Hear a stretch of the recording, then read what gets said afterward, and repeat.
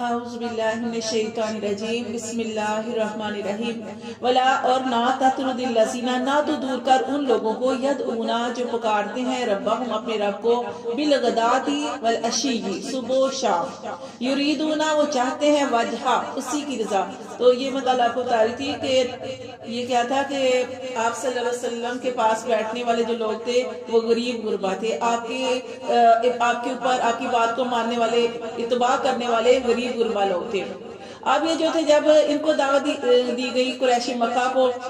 یہ بہت بڑے بڑے سردار تھے اور عمرہ تھے، مال و دولت والے تھے، تو یہ کہنے لگے کہ نبی صلی اللہ علیہ وسلم سے کہنے لگے کہ بھائی آپ کے پاس جو بیٹھنے والے لوگ ہیں وہ تو ہمارے رذیل ہیں،